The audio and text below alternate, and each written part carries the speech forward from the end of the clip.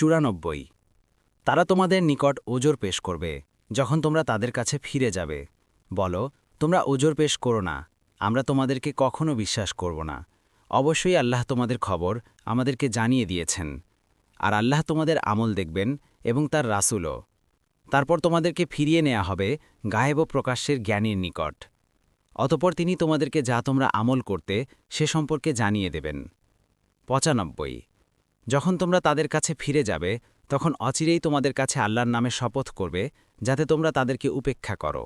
সুতরাং তোমরা তাদেরকে উপেক্ষা করো, নিশ্চয়ই তারা অপবিত্র, এবং জাহান্নাম হল তাদের আশ্রয়স্থল। তারা যা অর্জন করত তার প্রতিফল স্বরূপ। 96 তারা শপথ করবে তোমাদের নিকট যাতে তোমরা তাদের প্রতি সন্তুষ্ট হও।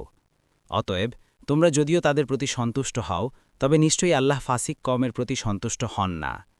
97 বেদুইনরা কুফর ও কপটতায় কঠিনতর, এবং আল্লাহ তার রাসূলের উপর যা নাজিল করেছেন তার সীমারেখা না জানার অধিক উপযোগী, আর আল্লাহ সর্বজ্ঞানী, প্রজ্ঞাময়।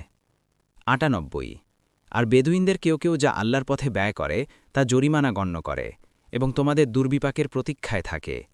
দুর্বিপাক তাদের ওপরই, এবং আল্লাহ সর্বশ্রোতা, সর্বজ্ঞানী। 99 আর বেদুইনদের কেউ কেউ আল্লাহ ও শেষ দিনের প্রতি ঈমান রাখে।